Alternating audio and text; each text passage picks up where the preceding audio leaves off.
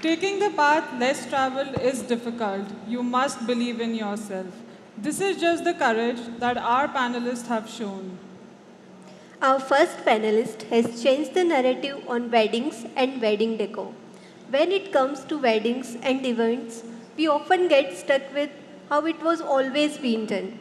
Instead, she focuses on making the events more meaningful for families and friends. Great celebrations in 11 countries over the last 8 years, she has a real insight on how to change people's mindsets. Let's welcome Devika Narain.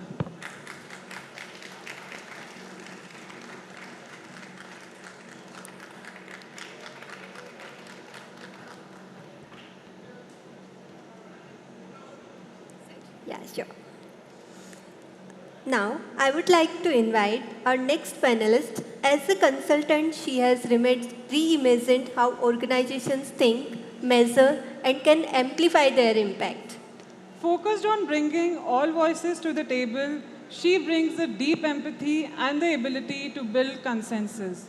Let's welcome Aparna Bhasin.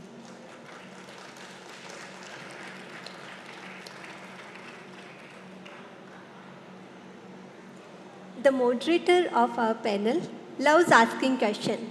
Now, for a change, we will get a break and she will be quizzing our panelists instead. So, we now hand over to Shivani, head of Dharohar. Thanks, guys. Really excited to have Devika and Aparna with us. Quite apart from being incredible at what they do, they're also very, very dear friends of mine. Thank you, guys. I know neither of you guys like being up on stage. To give a slightly more in-depth introduction to both of them, to me, Aparna has been working with Dharohar and helping us understand what impact we want to create, how we really understand it, and we're one of many organizations that she's done that with, whether that's Magic Bus, whether it's Lighthouse Project, and she's really brought a different approach to thinking about impact in the development sector. We all know what events, weddings, celebrations can be like. It's so easy for us to get lost in the reputation or in what people will say or how people will think about things. Devika, in this process of working on the decor of Third Space, has helped us stay really true to what it is we want to be and who we're about. She's pushed us to work with local artisans, to use grasses which are grown in jungle. And it's that difference in thinking that both of you have that makes me so excited to share your thinking with everyone here today. So with that, I'd like to ask my first question. How did you guys both get into the fields that you're in?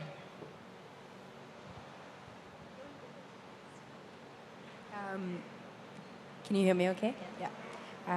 So I don't think it was accidental. I think I was always in the direction of working in social impact. But the approach to the sector I was sort of pushed into. So working with nonprofits, working in this space, there was a lot of disillusionment, a lot of things that you would see that nonprofits aim to change that end up getting mirrored in the work that they do. And so that sort of pushed me to take a different approach or a different angle to working in the sector and the space.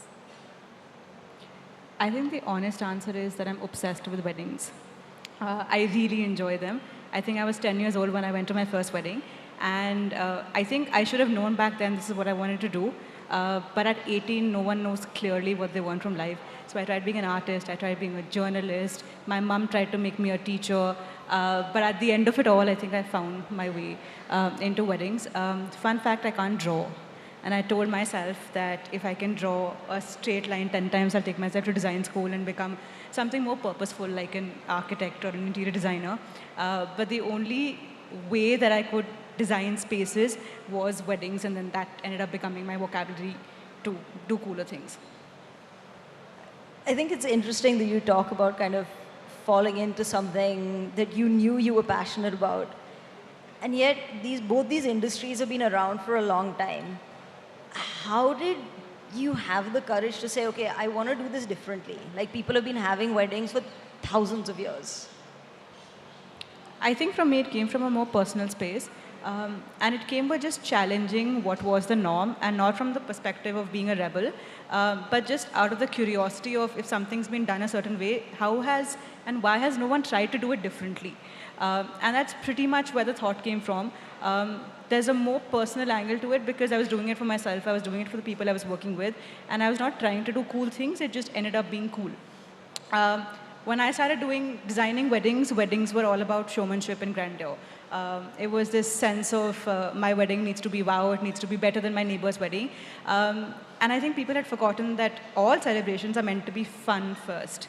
And I think that's something that I strive to do every day, is to make weddings fun for the people attending, planning, people like me working for it.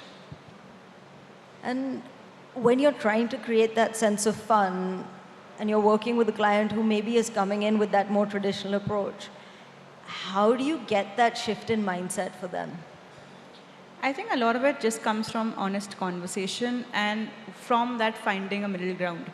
I think all of us who've grown up in Indian households know how to balance thoughts and find that fine middle ground, and a lot of my job just involves that. Aparna, you've also had to do a lot of finding of middle ground. The development sector in some ways can be very entrenched in its ways, like any industry can. What have been the biggest challenges that you've faced when trying to build a new approach? I think it's thinking about who we're listening to, so whose voices are being heard, why are they being heard, or why are they not being heard. So I think this idea of we're trying to create change or make a difference, but for whom? And are we really listening to them? And I think that's the hardest part of is how do you get the people who need to be heard to the table? Yeah, that's really interesting, and it's one of the most powerful things that you did with us, which was right from when we started Third Space Mini, you pushed us to have not just focus groups, but co-creation groups, and that led to the Space Parkers. I mean, when we started out, honestly, I was a little bit skeptical, right? I was like, this is never going to work. People aren't going to be interested. They're not going to show up. How have you brought people along on that journey?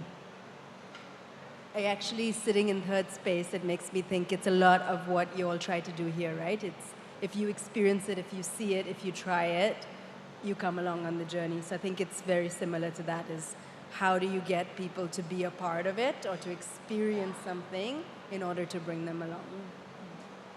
I'd love to hear from both of you just a story of a time when you tried to do that and it actually really worked out.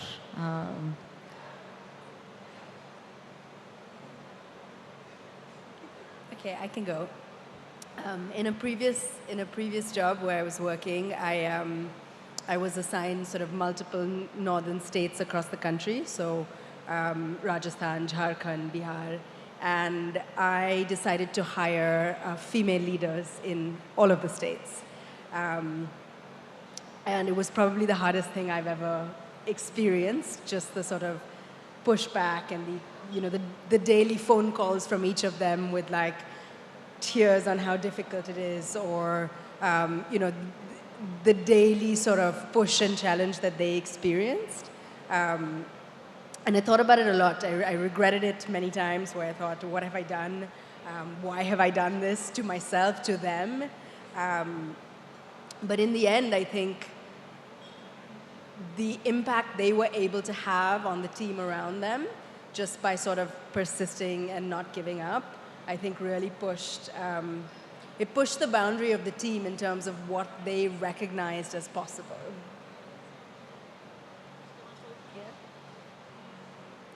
I have a wedding story. This girl's father kept calling me. He's from Bihar. His future son-in-law was from Hyderabad. And he kept calling me incessantly and said, we must have a lot of bananas at the wedding. Please make sure there are bananas. And he went on and on about bananas. And I kept wondering, why is this man so oddly infatuated with bananas? What an odd thing to ask for. And one of the times he said it, I wanted to ask him, I was like, is it your favorite fruit? Do you care for the shape? What is it? And he's like, no, South Indian weddings have bananas. No, so I want my son-in-law to enjoy it. And I realized all he wanted was to create a wedding that was special for his son-in-law and to their culture. And I think sometimes just by listening and going one step beyond what is obviously being said, you're able to unravel something deeper, which in this case was him trying to prove to his son-in-law that he was making an effort to understand his culture and do better for him and for his own daughter. So I think just that one step up, more of listening, has helped me a lot. Yeah, I think that's really interesting, and it's so easy to assume where people's drivers are coming from rather than stepping back and saying, what do you really want here? Um, you both bring such diversity of approach to anything you do, whether it's how we're going to do the backdrops, whether it's what might be a data gathering tool. Where do you get your inspiration for all these mad ideas? Can I give an arty answer and say the sun, moon, stars, grass? I'm an artist, everything inspires me. But I think sometimes it's just by working with cooler people. This backdrop was born simply because you guys were doing cool things in the space already. These very odd hedges were born because your mum was actually growing and creating such cool things in jungle. So I think some things, I think I am inspired more by my immediate surroundings than by books and travels and any other fancier things, because I believe that design for me exists in my surroundings, and that's what I'm most inspired by.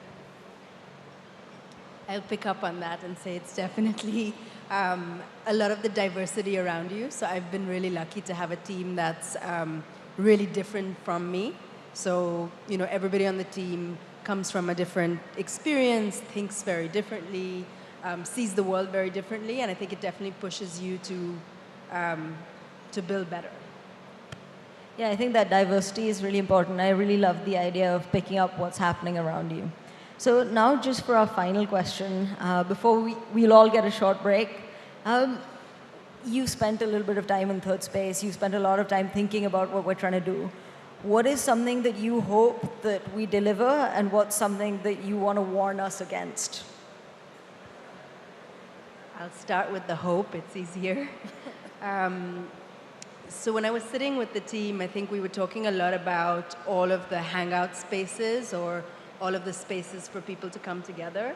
And I think that's my biggest hope is, you know, I think where we're at, it's very hard for people who are different to each other to come together, to find spaces to be together and to listen to each other. And so I really hope this is a space where that's able to happen.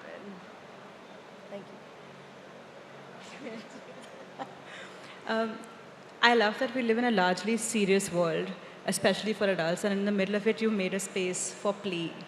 And I think that's really cool, and I hope that everybody who comes here sort of leaves their inhibitions behind and truly experiences joy. I know all the effort you've all made here are directed towards joy and this sort of childlike wonder.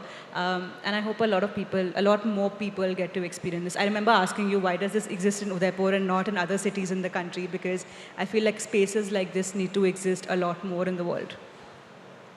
And what warnings do you have for us? That's a good idea.